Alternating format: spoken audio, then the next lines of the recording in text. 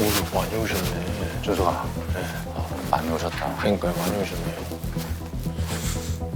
안녕하세요. 안녕하세요. 아, 많으신데요? 잠깐만 다 누구? 이게 한 팀이 아니라 다 각각이요? 의원님이에요?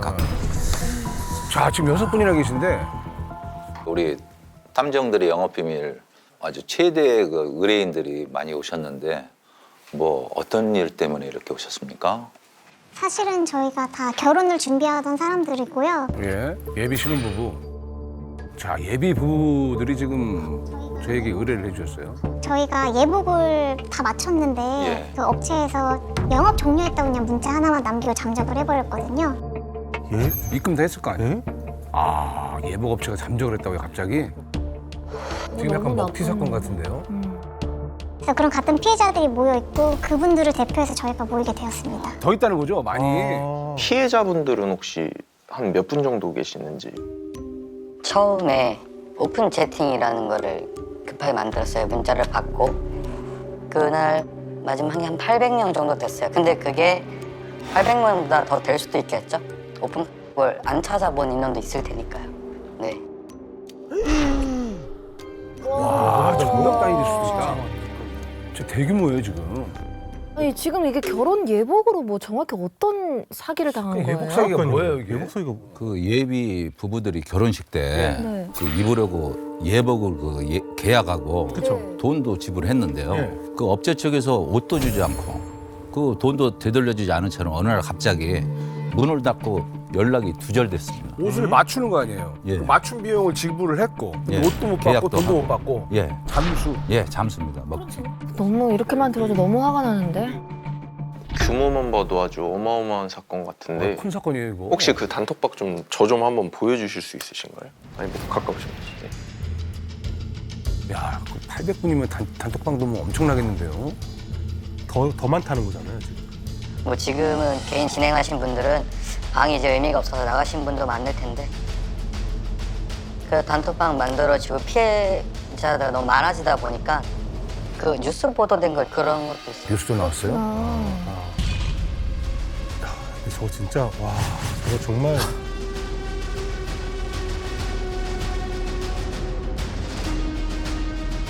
이것만 봐도 피해자분들이 엄청 많아요. 이거 피해자분들이 많은가 본데요? 얼마 이렇게 왔나 보신 거예요? 저희는 신랑 예복이랑 양가 아버님 두 분까지 해서 총 308만 원. 저는 230만 원입니다. 288만 원.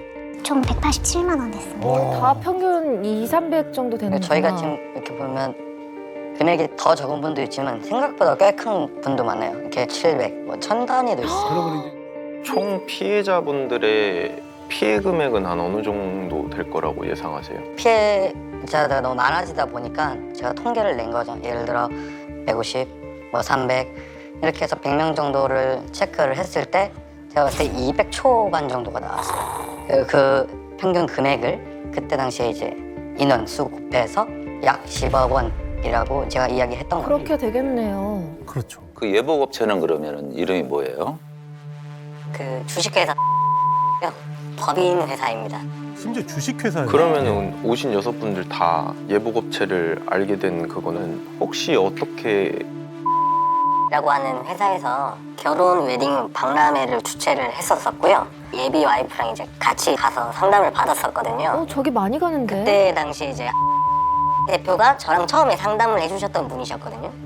아 그리고 공동 대표로 돼 있는데 이 대표랑 대표 이렇게 두 명인 걸로 알고 있습니다. 남자분이신 거예요, 두 분 다? 예. 남자들 옷을 맞추니까.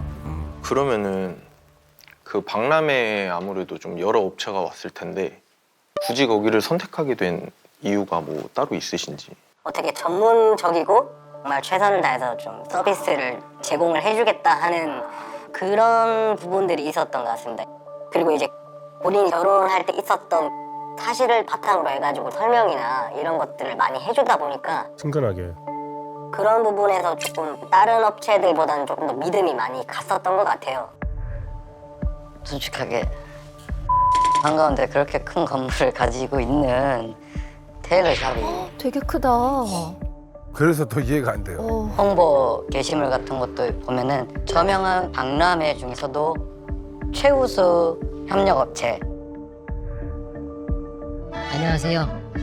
대표 는 국내 최대 규모의 비스포크샵 및 공방을 자체적으로 운영하며 전국 20개의 지점을 운영하고 있는 대형 프랜차이즈. 야, 양복점, 예복점이 20개나 되면 진짜 잘 나가는데요. 진짜 큰 데지.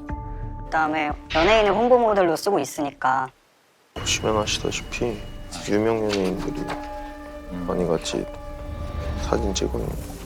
이게 뭐 최근엔 또 뭐 협찬해줬던 게시물도 있었고 방송 쪽에도 뭐 협찬 같은 것도 많이 하고 뭐 시상식이라든가 시상식 복장도 많이 하니까 시상식. 사기나 뭐 이런 상황이 생길 거라고는 전혀 예상할 수가 없었습니다. 타이틀도 굉장히 좋은 게 많아가지고 왜 그랬지? 저 진짜 미치고 팔짝 뛸 노릇인데 저거. 아니 유명해서 갔을 텐데 저길 못 믿으면 이제 어딜 믿어야 되는 거야? 저렇게 그러니까 유명한 진짜. 곳이면. 그래서 더 이해가 안 되네. 네, 저렇게까지. 아니 이게 자폭인데 사실 아니 왜? 그리고 말도 엄청 유창하고 너무 자신 있게 양복점을 소개하는 걸 보고서는 그게 마음에 들어 사실은 계약을 했던 거거든요. 저희 계약할 때도 가면은 씨가 계속 결혼 자체가 여자의 날이다 보니까 남자를 위해서 할 수 있는 건 이거밖에 없다. 좋은 걸로 해줘라. 계속 그런 식으로 얘기를 하셔서 약간 그렇게 해서 금액을 올리는 영업 방식이었는지는 모르겠는데 다들 그날뿐이니까 좋은 원단을 선택하고 맞춤인 이곳을 선택을 한 거고 그렇게 됐습니다. 결혼이잖아요. 한 번 하면. 일단 뭐 저는 되게 이해가 안 가긴 했는데 계약 진행을 하실 때 거진 대부분 현금 계좌이체를 다 완납 요청을 했었었고요. 하하. 계좌이체 완납을 한다고? 현금 결제요? 만약에 이제 계좌이체를 하면 양가 부모님들 거 이제 셔츠랑 벨트, 신발까지도 비용 받지 않고 처리를 해주겠다고 이게 원단도 저희가 이제 고를 수 있는 형태로 되어 있는데 뭐 그것도 조금 더 좋은 버전으로 맞춰주겠다고 하더라고요. 그때 당시에. 그 유도를 그렇게 하는구나. 계약 진행을 하실 때 이런 혜택을 굳이 안 하고 그냥 카드 결제를 하려고 하냐. 현금 결제 안 하면 좀 바보가 되는 그런 느낌으로 저희한테 얘기를 해준 것들이 좀 컸던 것 같습니다. 아, 현금으로 하면 뭘 좀 더 해주겠다 서비스로. 그렇죠. 자, 김풍 씨. 네네. 여기서 뭐 물어볼 거는 김풍 씨밖에 없어요. 저 결혼 준비할 때 네. 저렇게 현금 결제를 합니까? 근데 저 예복 같은 경우는 저렇게 현금 결제를 하진 않았는데 다른 거 같은 경우는 이제 현금 결제 같은 거를 좀 유도하는 경우들이 있죠. 특히 내 결혼식을 할 때는 정신이 없어요. 그리고 처음이잖아요.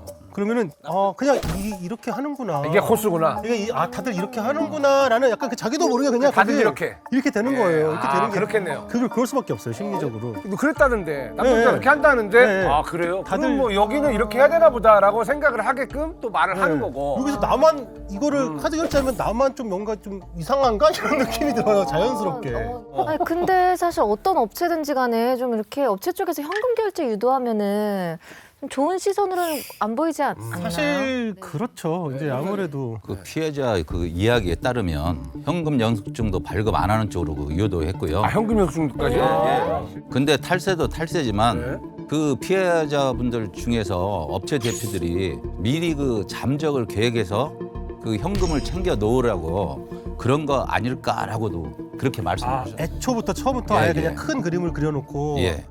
아무리 생각해도 다른 데는 계약금만 내는데 여기는 왜 완납을 할까? 그래서 여쭤봤어요 그분한테. 근데 원단을 꼭 수입을 해와야 되기 때문에 미리 돈을 받아야 된다고 하더라고요. 플래너분께 전화해서 물어봤어요.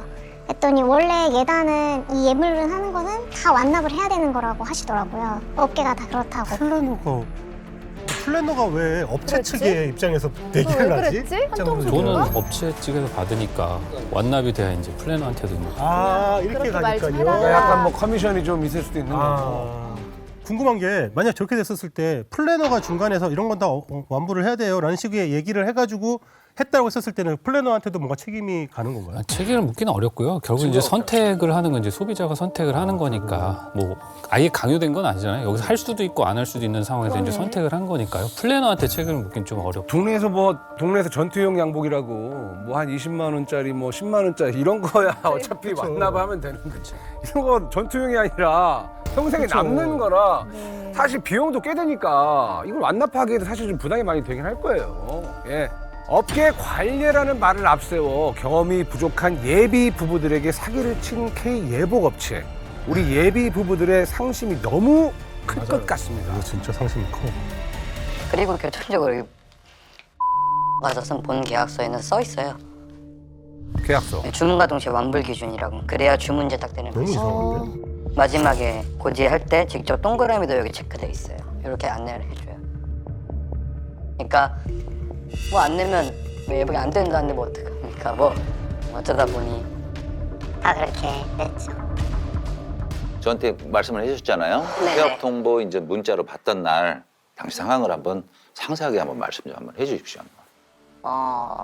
저는 이제 촬영이 이제 한 3주 정도 남았었거든요. 예, 예. 그때 당시에. 그래서 촬영 옷을 이제 빌리러 10월 3일 날 가서 렌트할 옷들을 좀 봤었는데 알겠다. 그러면 이제 10월 11일 날 와라 해가지고 저는 이제 저대로 이제 회사 일을 빼고 여자친구도 이제 휴가를 써서 이제 같이 가게 됐었거든요. 강남을. 강남으로 예. 10월 11일 날 네, 이가 오라고 온 거예요? 예 맞습니다. 도착해서 문 앞에 갔는데 문이 다 잠겨 있더라고요. 한 주 앞두고 야. 뭐 이제 막 문 계속 두드리고 계시는 분도 계셨었고 이게 뭐 어떤 상황이지 해가지고 저희는 이제 1시간 정도 기다렸거든요. 기다리고 있으면 오겠거니 했는데 갑자기 이제 폐업 관련된 문자가 저부터 시작해서 다 오더라고요. 아, 이거 내 입장이었으면 뭐 일단 폐업하게 돼서 되게 죄송하다. 그리고 뭐 이 부분에 대해서 최대한 빠르게 해결할 수 있게끔 노력하겠다. 피해받은 뭐 금액이랑 이름 그리고 이제 뭐 연락처를 남겨주시면 뭐 본인들이 최대한 빠르게 이걸 해결할 수 있게끔 누구 명의로? 그 회사 대표 번호로 문자가 왔었습니다. 환불을 진행해 드리겠다 했네. 좀 되게 정말 좀 당황 많이 했던 것 같습니다. 그래서 거기 그때 있으셨던 분들 중에서 사실 막 중담배 피시는 분도 있고 욕 엄청 많이 하셨던 분도 계시고요. 답답하지. 네, 그때 당시에 좀 되게 참담했던 것 같아요. 예. 저희는 처음에 문자를 받았을 때 그게 사기라는 걸 인지하지를 못했어요. 왜냐하면 환불을 해주겠다고 문자에 써 있으니까 아 그럼 이 돈을 받아서 빨리 다른 업체를 찾아서 그렇지. 새로 맞추면 되겠다. 그런데 이제 환불이 안 되고 있으니까. 예. 하나 좀 여쭤보고 싶은 게 이 폐업 통보 문자 내용 보면은 여기다가 전화를 다 해보신 거예요? 그날 당일에만 한 20통, 30통 정도 했는데 안 받더라고요, 그 뒤로. 잠적이죠. 혹시 뭐 웨딩 박람회 업체에는 뭐 전화해 보셨나요? 해보신 분 있으시죠? 제가 그 초반에 얘기했을 때 자기들은 책임이 없다. 그래서 좀 미온적으로 대처를 했고 그리고 뒤에 알아보니까 법적 책임도 사실 좀 엮기 어렵다.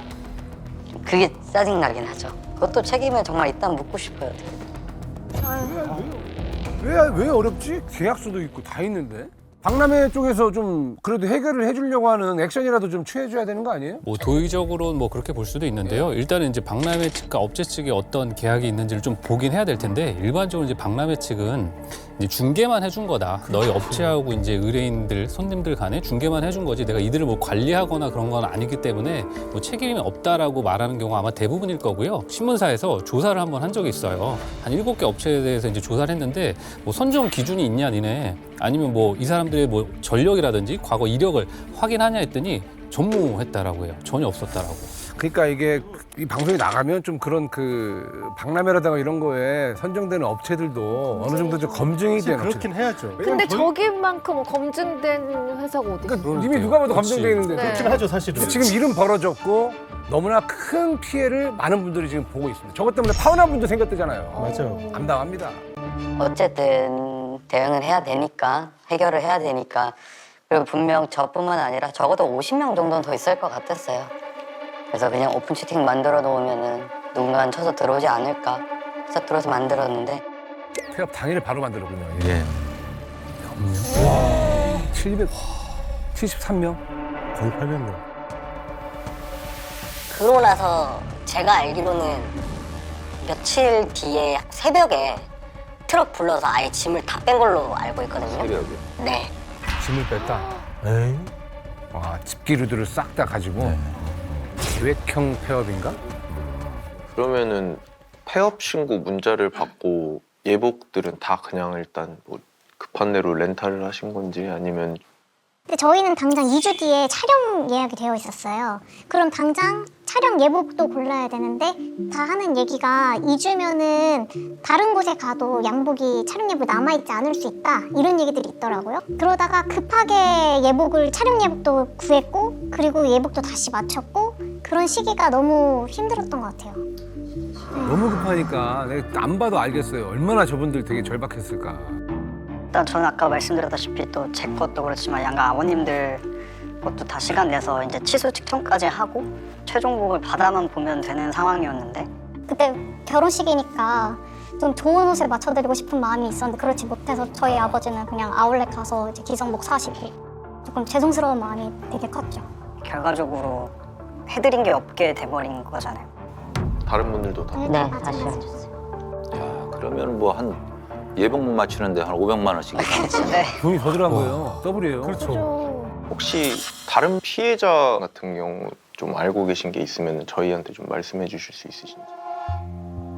제가 한 건 기억나는 건 있는데 어떤 분이 본식을 했대요. 근데 본식 때 예복을 못 받은 거죠. 이렇게 해서 못 맞췄다 죄송하다 환불해드리겠다 하고 일단 렌탈로 진행하고 렌탈로? 환불 언제 되냐 그 와중에 이제 폐업해버리고 뭐 그러니까 뭐 애초에 제작할 마음이 없었던 거겠죠. 그때쯤은 정말 너무 괘씸한 거죠. 여러 가지로. 와. 와, 이거 어떻게 해야 돼? 결혼식 날 와가지고 내가 주문한 양복이 안 오고 내 어디 가서 10만 원, 15만 원짜리 렌탈 가지고 갖고 온 거 그걸로 와. 주고 환불해주겠다. 결혼식 당일인데 야 진짜 너무한다. 너무해요. 웃으면서 입장할 수 있어? 이 몇 백만 원 상황인데? 주고 맞춘 건데 이게 양가 그러네. 아버지 양복까지 맞추는 분도 많이 계시니까 피해 금액이 장인어른 그리고 우리 아버지 나 이렇게 남자 셋이 양복을 맞춘 건데 그 단가도 얼마나 그렇죠. 세겠어요. 톡방에 여기 보시면 아시겠지만 뭐 그 전날에도 심지어 이제 계약하시는 분들도 많이 계시고. 그 전날에도 네. 많이 있어요. 네, 10월 10일 날도. 그렇죠. 와, 전날까지 해먹은 거야? 야, 이거 완전 계획적인데? 전날 AS 맡기는데도 말을 안 했으면서 와. 사실 돈도 돈이지만은 진짜 심적으로들 너무 힘드셨을 것 같아요. 그래서 처음에 며칠 동안은 부모님한테 말씀도 못 드렸어요. 그치. 오히려 또 부모님들은 저희보다 더 저희를 걱정하시기 때문에 좀 마음이 많이 무거웠습니다. 그렇지. 부모님은 더 걱정하시지. 사기 피해자가 되고 나니까 이게 제 잘못은 아닌데 자책을 좀 하게 되더라고요. 내가 조금 안일하게 생각했나? 좀 이렇게 현명하지 못했나? 라는 자책을 하면서 계속 이런 마음을 갖고 사는데 그 사람들은 상황을 만들어 놓고 뭐 어떻게 살고 있는지 뭐 보상은 해준다고 하지만 뭐 기약이 없잖아요. 이게 사실 그러니까 사기라고 생각을 하는 거고.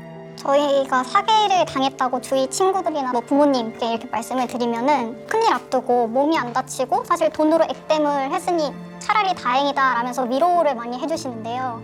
사실 그게 그런 말을 들어도 위로가 크게 그렇지. 되지 않아요. 진짜 위로는 이 사람들을 잡아서 좀 어떻게 해야지 좀 위로가 될 것 같거든요. 인생의 첫 출발인데 어떻게 생각하면은. 시간 피해, 돈 피해, 감정 피해 너무 많잖아요. 그렇죠. 이게 좀 다음에는 또 이런 사기가 안 발생하도록 하는 마음에 네. 아 정말 이해가 안 된다 진짜. 네. 꼭 좀 처리 좀 해줬으면 좋겠어요. 안타깝습니다. 진심으로. 제 그냥 친구들이라고 예를 들어 생각을 한다 그러면 너무 마음이 안 좋습니다. 제가 열심히 도와드리겠습니다. 그렇지. 우리가 한번 최선을 다해서 한번 발로 뛰어보겠습니다. 믿고 한번 좀 기다려보세요. 감사합니다. 감사합니다. 감사합니다. 감사합니다. 이번 의뢰는 단순한 금전 피해뿐만 아니라 예비 부부들의 새 출발을 망가뜨린 대규모 먹튀 사건이었습니다. 자식 같은 나이대의 의뢰인들을 위해서라도 대표들을 반드시 찾아야겠다고 생각했습니다.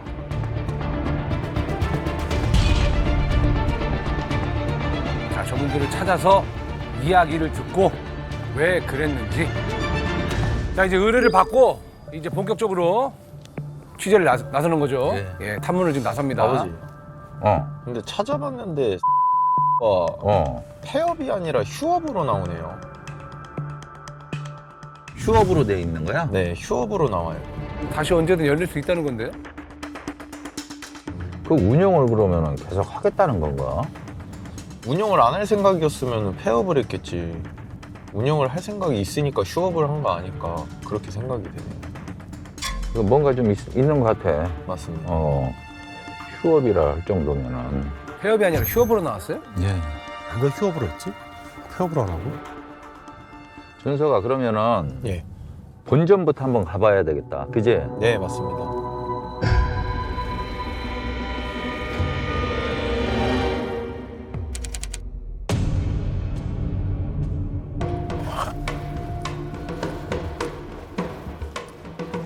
이 건물이거든요. 이 건물이야? 네. 안에 봐봐. 뭐가 있는지. 지금 다 뺐네요. 안에 짐을 싹 뺐지? 네. 피해자들을 이렇게 양산해놓고 말이지. 여기 1층부터 6층까지 다 썼다고 그랬나? 네, 맞습니다. 여기 임대료가 이거 엄청 나올 거야. 그러니까요. 장사가 잘 되긴 했나 봐요. 진짜 너무 이해가 안 돼요. 이 건물, 번듯한 건물에서 영업하시던 야, 분들이. 크네. 어떻게 이렇게 잘 나가던 업체가 한순간에 망했죠? 그러게. 그러니까. 참. 진짜.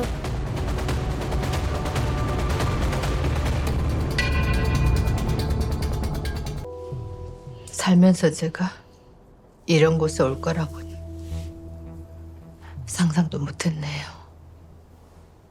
사실 2주 전에 아들은 장례를 치렀습니다.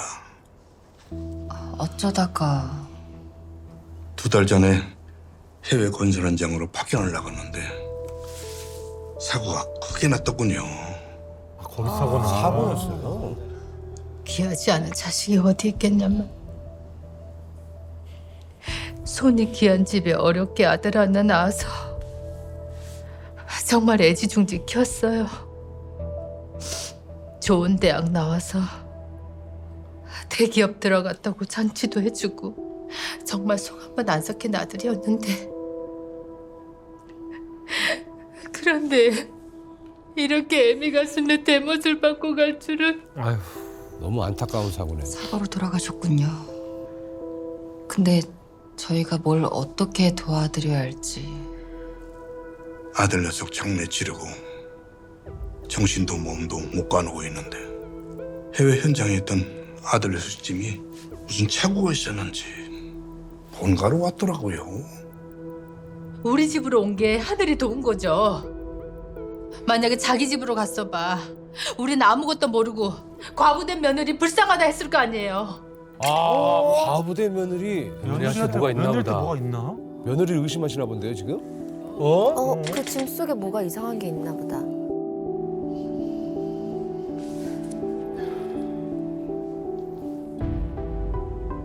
아들 녀석 핸드폰입니다.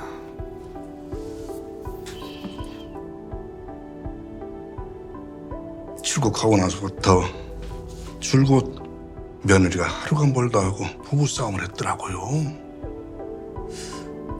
그걸 어떻게 하신 거죠? 아들이 녹음을 해놨더라고요. 통화 녹음을 다 해놨네.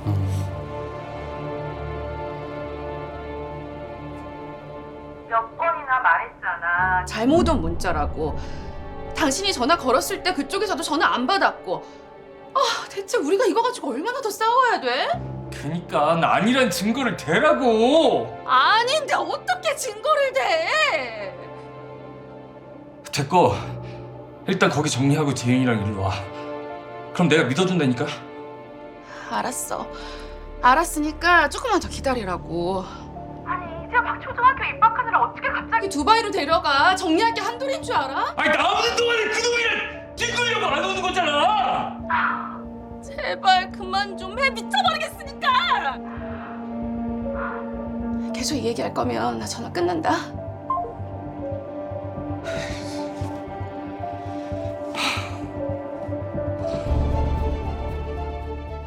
멀리 떨어져 있으니까 더 심해지죠, 저게. 결혼해서 내 배우자가 바람 피는 것 같다는 생각이 들면 미칠 것 같아요. 한 번 시작되면은 네. 그거는 출장 다니시는 분들이 있었는데 옛날에 떨어져 있을 때 네. 24시간 동안 통화를 걸어놓고 잠을 자고 그랬어요. 그지 와이프는 계속 남편이 자는지 안 자는지 확인도 하고. 병이다 병. 남편은 자고 있으면 와이프는 계속 그걸 듣고 있는 거예요. 근데 그렇게 왜 살아야 되죠? 헤어지면 되지 않나? 치료받아야 돼. 치료받아야지. 치료받아야 되지.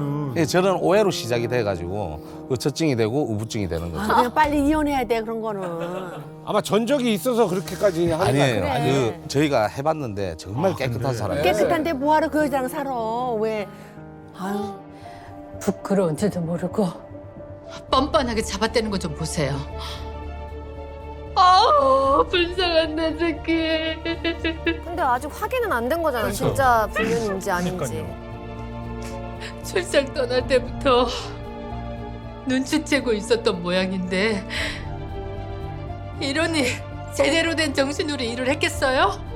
며느리가 내 아들을 죽인 거나 마찬가지입니다. 그런데도 그 부상금이랑 생명보험금을 다 며느리가 가져간다고 생각하니까 귀가 거꾸로 솟구쳐서. 보상금은 그렇다 치고 생명보험을 얼마나 들었나요? 모두 며느님이 든 건가요?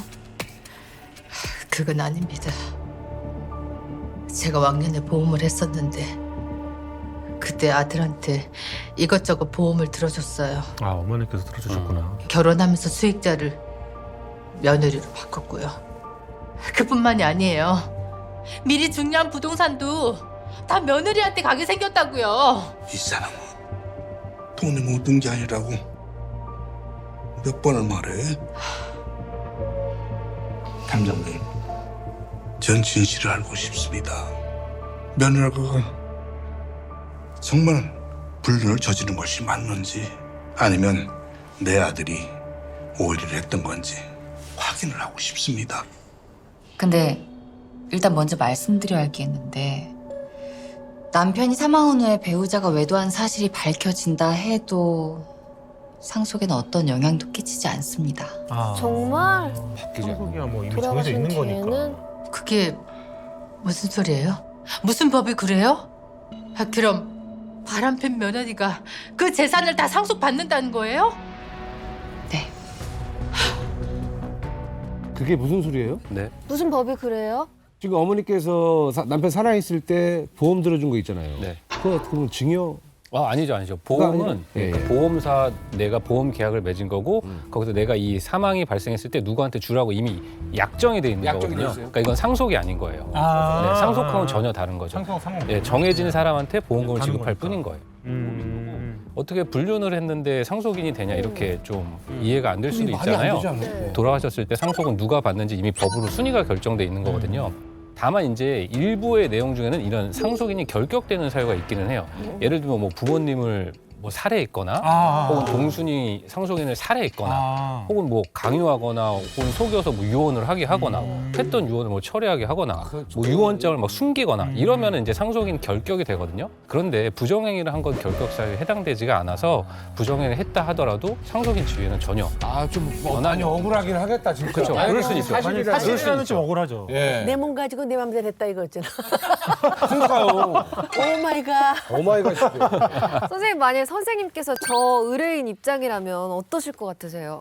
이미 내 자식이 죽었는데 뭐 할 말이 있겠어요. 그리고 또 바람을 폈는지 안 폈는지는 모르고 거기에 따른 애가 있잖아. 그렇죠. 아이가 또 있으니까. 아이가 있으니까 제발 아이나 잘 키워달라고. 그럴 수 있을 것 같아요. 응? 아이나 잘 키워달라 그래야지 그거 가지고 싸움하는 거는 좀 그런 것 같아요. 근데 며느리가 새로 이제 또 재가를 해서 아들을 그쪽에다가 입적시키려고 해요. 이미 아버지가 돌아가셨는데 이 아버지가 좋은 사람이라면은 그 집 이름으로 해야 되지 않을까 싶어. 야, 선생님 되게 역시 선생님은 정말 세상에 어떤 그 풍파를 다 그러니까요. 겪으시다 보니까 선생님도 이름을 이제는 선우혜자로 바꿔야 될 것 같아요. 선우 천사세요. 아니 중요한 건 뭐냐면은 애를 잘 키워야 되잖아. 진짜 유명하시죠. 네, 왜냐면 맞아요. 어른들이 중요한 게 아니라 나는 제일 중요한 게요. 싸움하면서 애를 키우는 거는 난 아니라고 생각해요. 맞네. 평화주의자세요. 그렇죠. 애를 중심으로 봐야지 어른들이 중심으로 보면 안 돼요.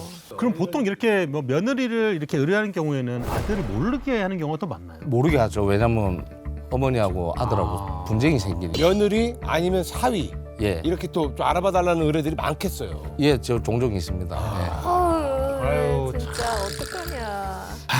그래도 행복한 가정이 더 많습니다. 그럼요. 여기 부모님도 지금 어쨌건 그 전화 통화 그 녹음을 듣고 너무 속상한 거죠. 그럼요. 그래서 네. 그냥 그렇지. 좀 진실이라도 알자. 맞아요. 라는 마음. 왜냐면 아들도 몰랐던 진실을 우리라도 알아서 일단은 확인을 해보자라는 마음이 더 크신 것 같긴 해요.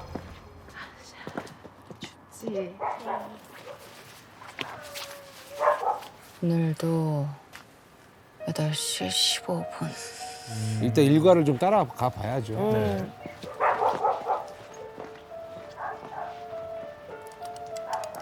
며칠째 아들 등하교 때 집 앞으로 나오는 거 말곤 진짜 하는 게 없네요.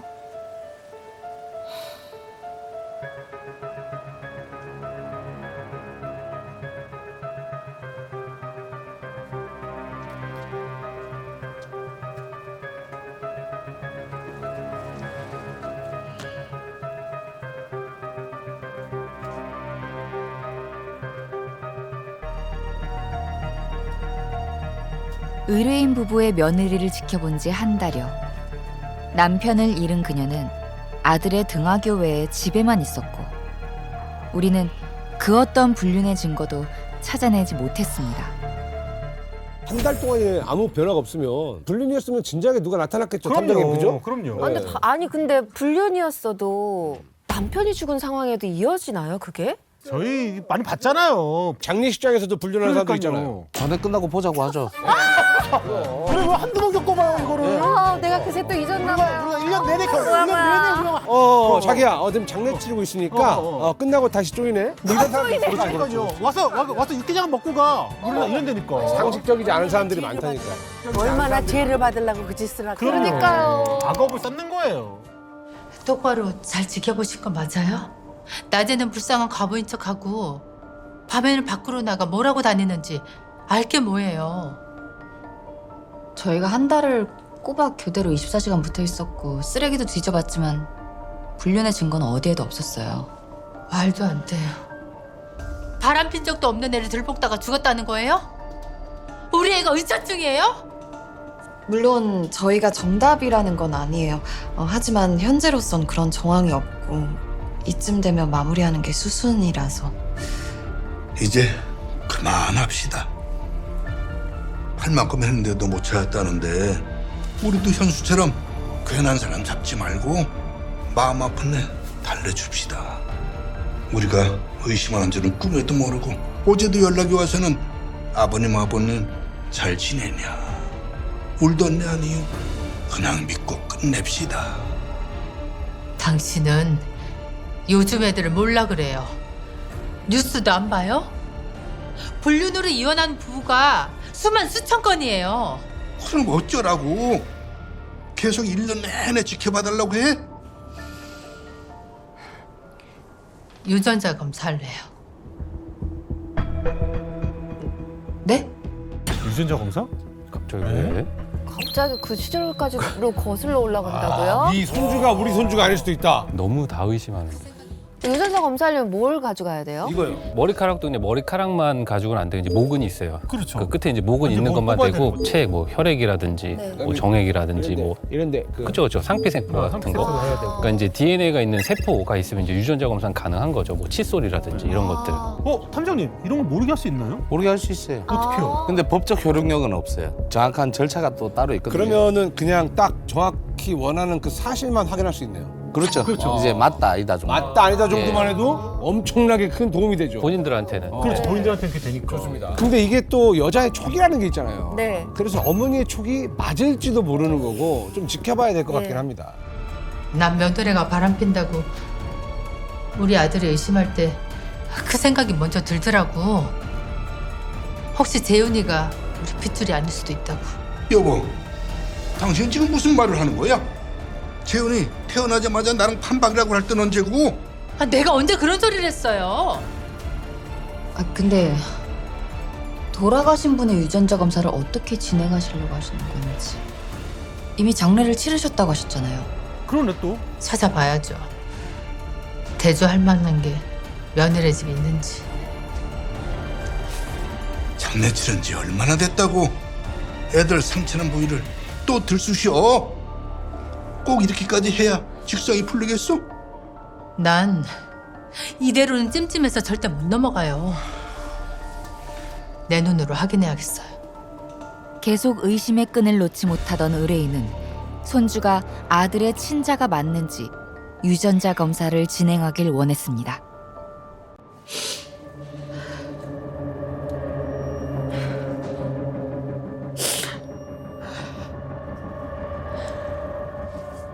그래, 네가 힘든 거 안다. 이럴수록 정신 차려야지. 그래야죠. 어머님, 아버님은 괜찮으세요? 괜찮을 리가 있니? 할아버지, 응? 할아버지한테서 아빠 냄새 나요. 그래? 아이고.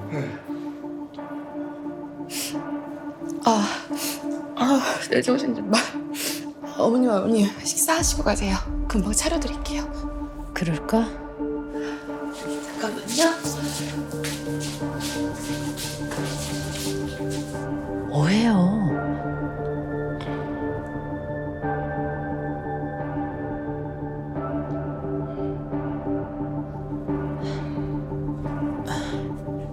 재윤아, 할머니 화장실 좀 다녀올게. 네.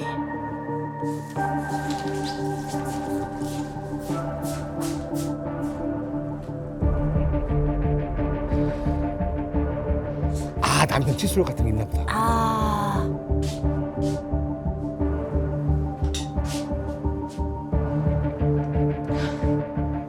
내비 칫솔을 벌써 치웠네.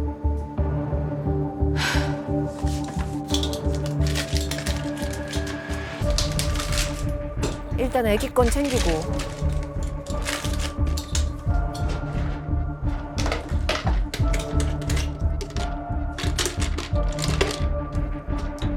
결국 의뢰인은 사망한 아들의 유전자 샘플을 찾을 수 없었고 대신 손자의 칫솔만이라도 가져오기로 했습니다. 아들 샘플을 못 찾았대요. 그럼 어떻게 알아낼 거지 저걸? 손자분 것만 가져오셨네요. 쉽지 않을 거라고 예상은 했습니다. 아드님 머리카락이 있다고 해도 오래돼서 모근이 없는 상태면 유전자 검사는 불가능하거든요. 그래도 칫솔이라도 남아있지 않을까 기대했는데. 무슨 방법이 없을까요? 진짜 없을 것 같은데요? 전 이대로는 절대 포기 못해요, 탐정님. 난 자꾸 괜한 짓을 하는 게 아닌가 싶어. 당신은 재윤이 얼굴 보기 미안하지도 않아? 우리 현수 자식이 아닐 수도 있다고 생각하니까 난 있던 정도 떨어집니다. 이 검사에서 우리 손주라고 나오면 나도 더 이상은 얘기 안 해요. 근데 우리가 부모여도 사실 저런 상황이면 좀 많이 힘들 것 같아요. 가늠은 안 돼요, 네. 맞아요, 사실. 아주 방법이 없는 건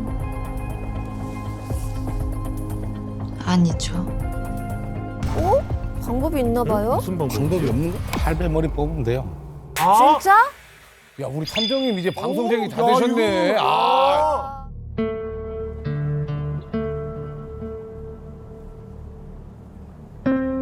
우리는 결국 할아버지의 머리카락으로 손자와의 부계의 유전자 검사를 의뢰하게 되었고 아, 그래.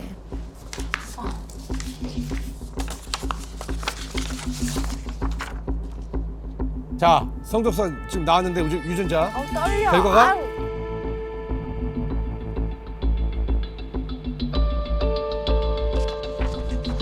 얼마 후 판도라의 상자 속 진실을 알게 되었죠.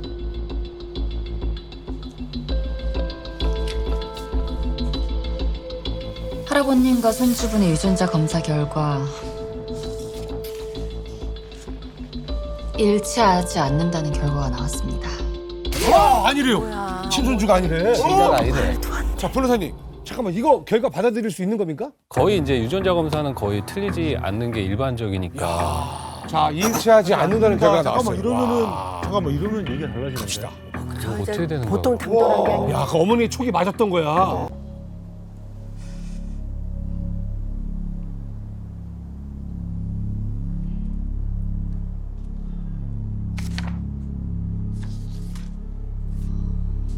그러니까 백은하 씨 말씀을 요약하자면 얼마 전 남편분이 해외 출장 중 사망했는데 시부모님이 갑자기 은하 씨 아들을 친손주가 아니라고 한다.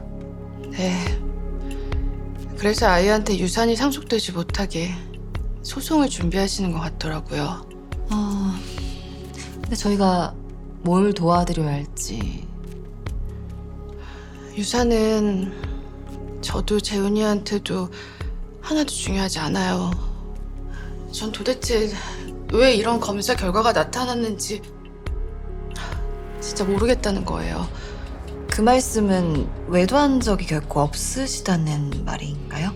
전 정말 바람핀 적이 없어요. 결혼한 지 1년 만에 우리 재훈이 가졌는데 진짜 맹세코 단 한 번도 남편을 배신할 행동을 한 적이 없다고요. 그럼 왜 시부모님이 갑자기 유전자 검사까지 하셨을까요? 뭐 의심할 만한 뭔가 이유가 있었을 텐데요. 아마 남편이 그 얘기를 했었던 것 같아요. 제가 남편 해외 출장 가기 하루 전에 이상한 문자를 받아서 그것 때문에 죽기 직전까지 많이 싸웠거든요. 같은 사건, 반대의 입장으로 우리를 찾아온 의뢰인의 며느리 은하 씨.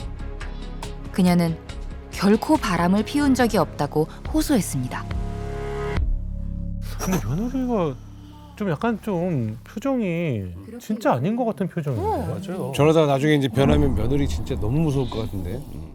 또 시아버지도 의심스럽네 그래.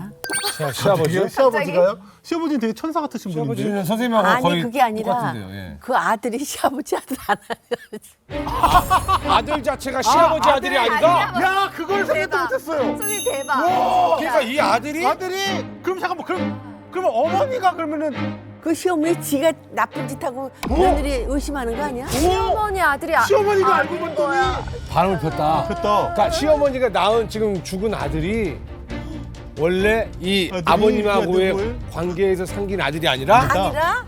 다른 남자하고 바람을 펴서 그러니까 지가 그러니까 그 며느리가 챙겨가지고 챙겨서 며느리도 의심하는 거 그래서 아니야? 조작했다. 그러면 오히려 자기가 조용히 넘어가죠. 굳이 자기가 캐해서 그렇게 해서 했다는 부끄러움을 굳이 만들어. 상속을 자기가 받고 싶어서 돈 때문에. 못 봐도 저거. 자, 지금 선생님이 엄청난 추리를 지금 하셨거든요. 네. 자, 저 시어머니가 뭔가 문제가 설마. 있다. 과연 그게 맞을지. 이게 맞으면 진짜 오늘 여러분 대박이거든요. 네. 그것까지 생각도 못했어. 이건 저희 나이 때에서 나올 수 없는 상상입니다. 상상이 대단하시다. 대단합니다. 우리가 의심할 건 해야 돼. 역시. 죄송하지만 이 의뢰는 저희가 받을 수 없을 것 같습니다. 왜요? 저희가 다른 의뢰가 많이 밀려 있어서요. 죄송합니다. 왜냐면 본인들도 혼란스러우니까 그럴 수 있을 것 같아요. 양쪽을 다 보면은. 같은 사건을 쌍방으로 의뢰받을 수 없었던 우리는 은하 씨의 의뢰를 거절할 수밖에 없다고 생각했습니다.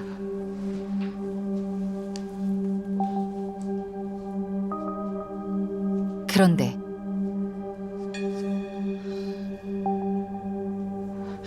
저기요.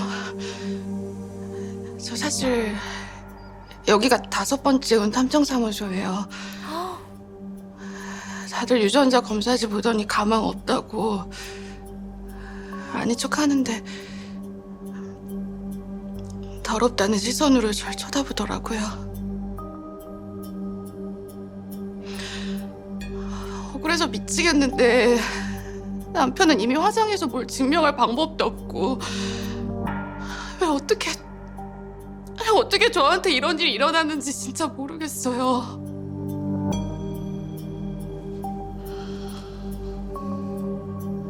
저희 애도 이번 일 때문에 학교에서 따돌림 당하고 있는데 도대체 애가 무슨 죄가 있어요. 저 정말 억울해서 죽을 것 같아요. 저 좀 도와주세요.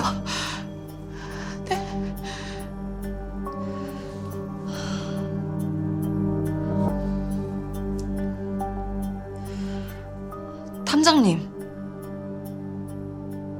한번 해보죠. 이렇게까지 억울해하실 때 뭔가 이유가 있을 것 같은데요. 그러니까 탐정들도 예사롭지 않은 거야. 왜냐면 저 정도까지 억울해한다고? 저 정도면 해줘야지. 좋습니다. 해보죠. 우선 제가 이 사건이 정말 이상하다고 생각하는 건 사실 두 가지예요. 두 가지요? 한 가지는 아내분 말씀대로 정말 바람 피운 게 아니라면 유전자 검사가 왜 이런 결과가 나왔는지 하는 거고요. 두 번째는 아내분께 도대체 그 이상한 문자를 보낸 사람이 누구였을까 하는 거고요. 네, 저도 그게 너무 궁금해요. 그 두 가지만 확인되면 저 깨끗이 포기할 거예요. 그겠지. 이상한 문자. 이게 혹시 어머니 아니야? 뭐 그렇게 지금 저희가 무심할 수도 있는 건데 봅시다. 그 사양을 안 해요.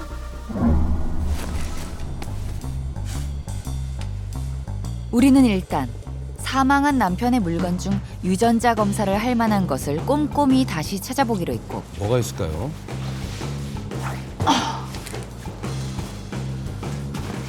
혹시 그 문자 받았던 전화번호 아직 가지고 계세요? 아니요, 그때 바로 차단해서. 그럼 그 차단된 목록 안에 전화번호가 있을 거예요. 네. 근데 그때도 전화해봤는데 전화를 아무리 해도 안 받더라고요. 그럼 혹시 은하 씨 전화번호 말고 다른 번호로도 전화해 보셨나요? 다른 번호요? 아니요. 그 다음 그 당시 은하 씨에게 문자를 보냈던 전화번호를 찾아 다시 한번 연락을 해보기로 했습니다. 여기 있다. 여기 찾았어요.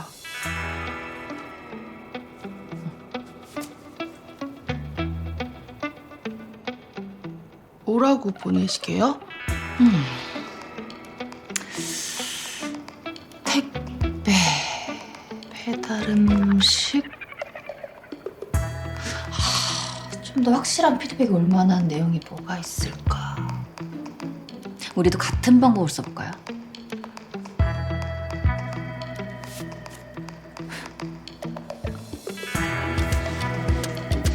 너 때문에 우리 가족 파탄났어 이 상간녀야.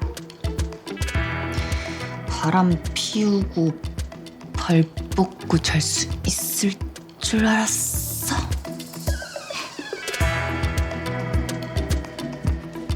도발이죠. 지금 도발하겠다. 실장님, 뭐 좀 나왔어요? 어렵네요. 집에서 머리카락을 찾는다고 해도 남편 거라는 보장도 없고 찾더라도 오래돼서 모근이 있을 것 같진 않거든요. 그럼 어쩌죠? 뭐 어디서 찾아야 되지? 혹시 출장 가기 전에 헬스장이라 수영을 다니진 않으셨나요? 사물함에 물건이 남아있을 수도 있을 것 같은데. 아니요. 남편이 운동은 좋아하지 않아서요. 야근할 때 가끔 사우나 간 적이 있는데. 사우나요? 혹시 그러면 남편분이 쓰던 차는 어떻게 하셨어요? 처분하셨어요? 아니요, 아직. 시어머니가 남편 이름으로 된 건 아무것도 건들지 말라고 하셨어요.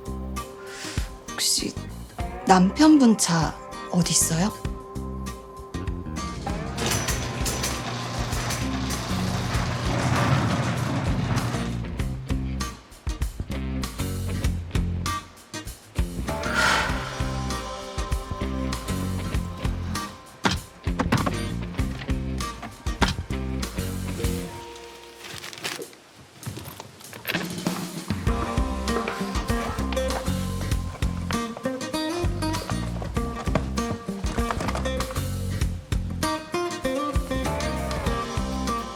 나왔다.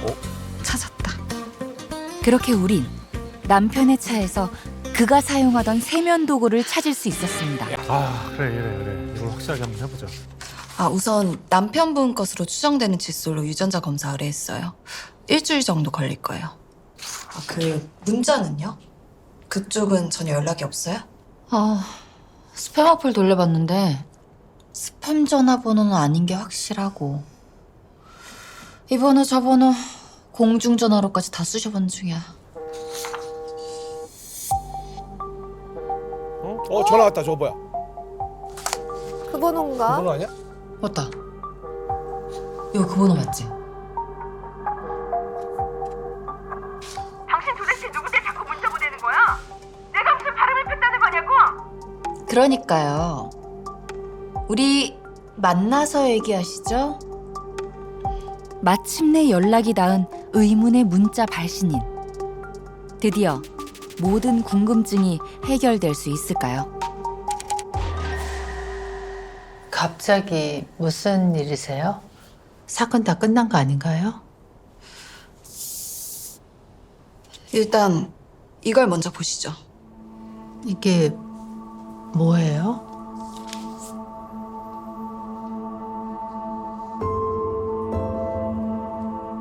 친자검사, 확인 보고서, 부자, 이게 부자. 친자 확률. 오! 맞다. 맞았네. 선생님. 우와. 친자 확률이 99%가 다시 나왔어요. 뒤집힌 거야. 와. 저희가 뒤늦게 아드님 칫솔을 찾았거든요. 손자분과 아드님 유전자 검사를 했더니 친자로 확인됐어요. 네? 그걸 어디서 찾았는데요? 그게 우리 아들 칫솔이라는 증거 있어요? 그 여우 같은 기집애가 다른 남자 걸 갖다 놨을 수도 있잖아요. 어머님, 저희 얘기 끝까지 들어보시죠. 며느님이 저희를 속였을 수도 있다고 생각했어요. 그런데 그 문자 기억하시죠? 처음 며느님이 바람 폈다고 아드님을 의심하게 만들었던 그 이상한 문자요. 그렇지. 그 문자 보낸 사람을 찾으신 거예요? 그 갈등의 시작. 어머님, 오윤정 씨라고 아시죠? 오윤정? 오윤정? 누군데요? 오윤정이요?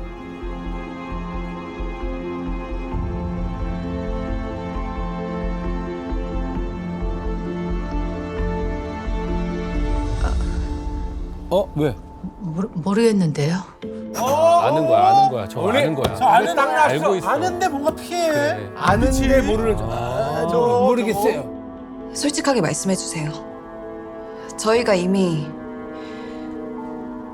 모든 걸 다 확인했습니다. 뭘 확인했다는 거죠?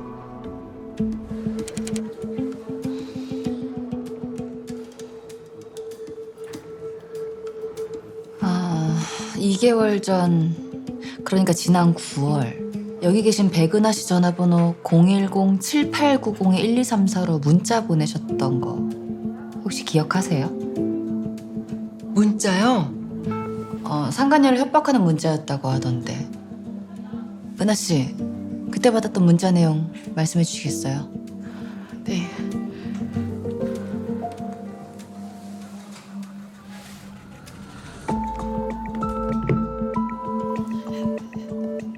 자기 눈에 띄면 가만두지 않겠다고.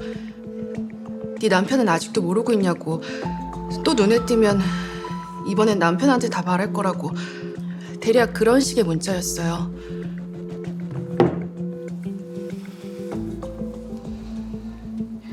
그쪽에서 보내신 거 맞죠? 그게 그쪽 번호였어요? 응? 이상하다. 분명히 그 여자 차에 붙어있던 번호였는데. 차량에 있는 번호를 보고 보내신 거라고요? 그 여자 차에? 네. 자세히 좀 말씀해 주세요. 이분께서 그 문자 때문에 지금 엄청난 일을 겪고 계시거든요. 미안해요. 난 그 번호가 그 여자 전화번호인 줄 알았어요. 그 여자요?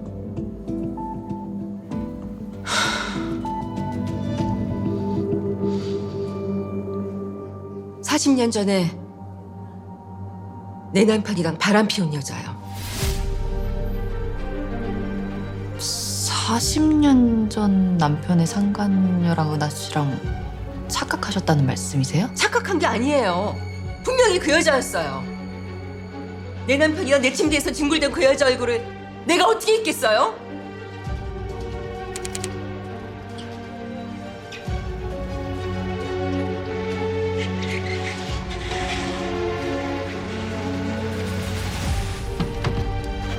여보.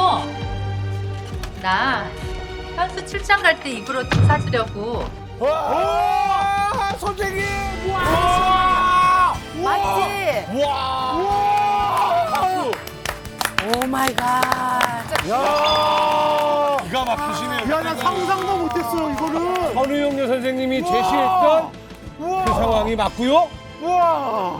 명탐정 용녀. 와, 진짜 명탐정 용녀. 야, 명탐정 용녀. 이거는 이 연륜이 아니면 아무도 예측을 할 수 없는 거예요.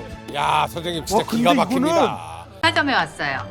꿈에서 수백 수천 번 죽였던 얼굴인데 지우고 싶어도 평생을 머릿속에서 지워지지 않던 얼굴인데 40년 만에 봤어도 절대 착각했을 리 없어요.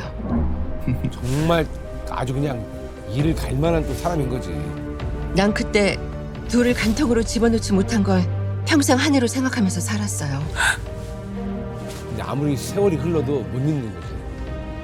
누구 때문에 내 인생에 파탄 났는데 하루하루를 시공창 속에서 살아가는데 정작 남의 가슴 난도질 해놓은 그 여자는 너무 멀쩡하게 가정 지키면서 잘 살고 있더라고요. 근데 더 기막힌 건 뭔 줄 아세요? 그 여자가 날 알아보지도 못했다는 거였어요.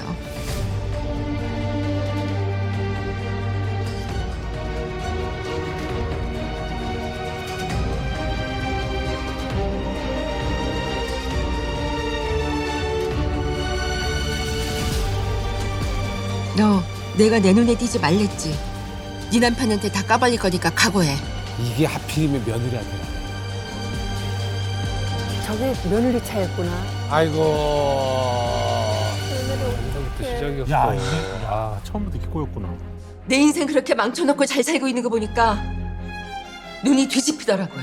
저분 입장도 이해되죠. 네. 그래서 홧김에 며칠 동안 문자 몇 통 보냈던 거고요.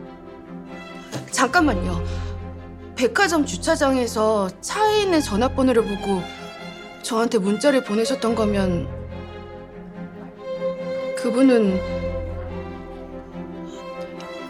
저희 시어머니예요. 제가 그날 차를 빌려드렸거든요. 시어머니라면 그 여자 며느리예요? 네.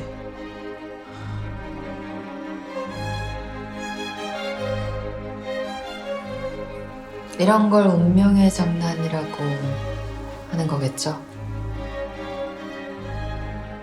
그 여자분이 보낸 문자가 며느님에게 가서 이 모든 일이 시작됐던 거니까요. 난 도통 무슨 말인지 모르겠네요. 무슨 오해가 있는 모양이에요. 무슨 말인지 모르시겠으면 제가 설명을 좀 해드릴까요?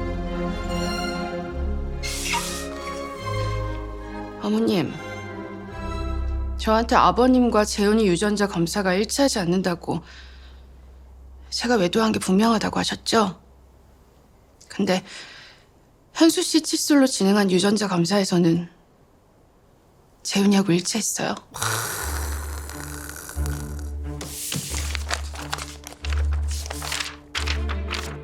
혹시나 어머님이 또 현수 씨 칫솔이 아니라고 의심하실까봐 어머님 머리카락, 아버님 머리카락 함께 검사했는데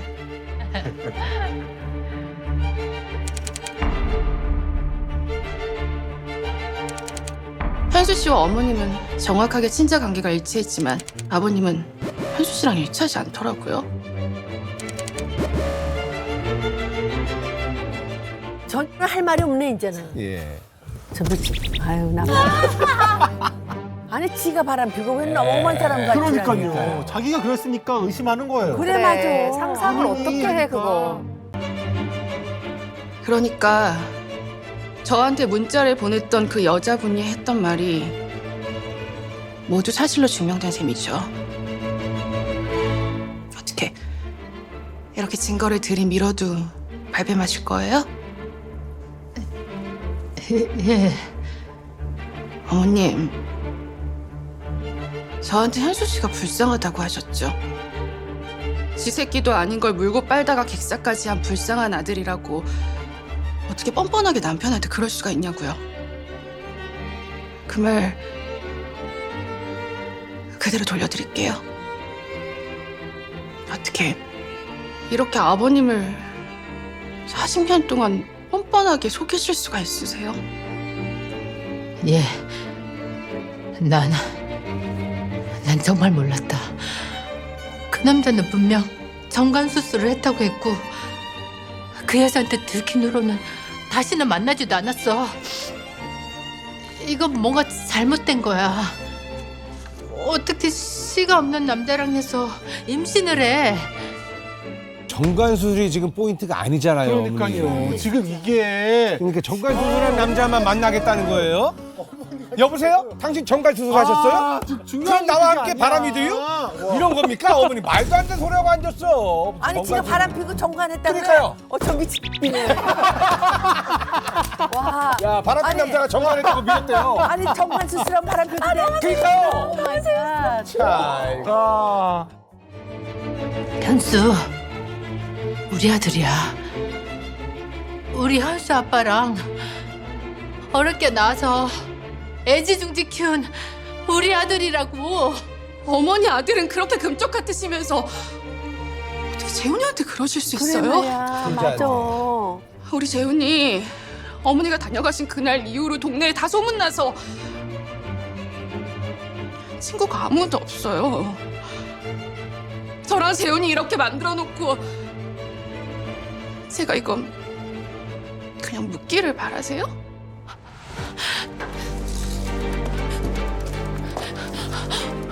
은하야, 내가 잘못했어. 내가 미안해. 네가 죽으라면 죽는 신용이라도 할 테니까 제발 네 시아버지한테는 아무 말도 하지 말아다오. 네 시아버지 내가 이러는 건 꿈에도 몰랐을 거야. 어머니가 그날 재훈이 앞에서 그러시지만 않았어도 저도 더 고민했었을 거예요.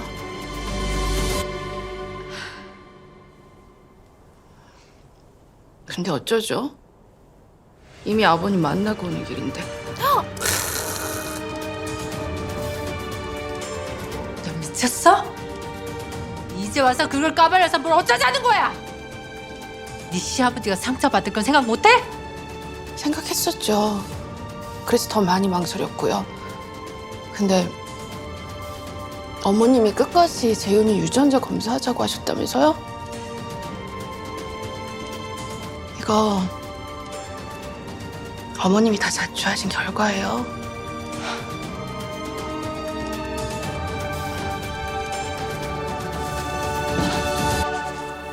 우리 어머니가 가만히 있었으면 그냥 넘어갔을 수도 있겠네요. 이 진짜 진실이 진짜 진실이 안 드러났겠죠.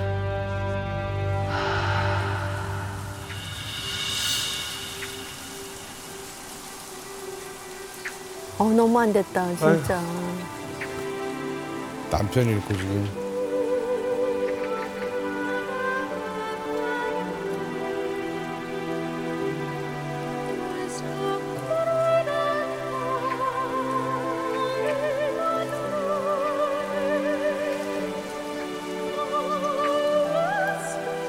갔다 올게요. 할아버지!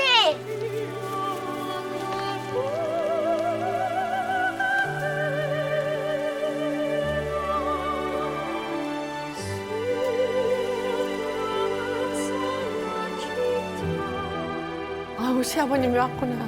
아유. 불쌍한 것도 시아버지다. 예. 평생 모르고 살았으니 얼마나 그러니까. 불쌍해. 어머님하고 이혼하셨다는 소식 들었어요. 아, 이혼했구나. 괜찮으세요, 아버님? 괜찮을 리가 있겠니?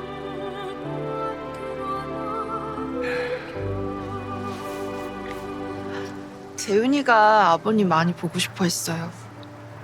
그래? 재은아, 네. 할아버지랑 뭐 갈까? 요즘 할아버지 등 밀어줄 사람이 하나도 없네. 갈래요. 엄마, 할아버지랑 목욕탕 가도 되지? 그럼 당연하지. 예.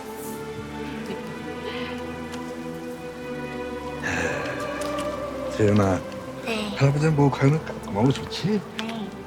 판도라의 상자를 열어 인간은 재앙 속에서 살아가게 되었지만 결국 상자 안에 마지막으로 남아있던 것은 희망이었다. 그렇게 우리는 또 살아간다.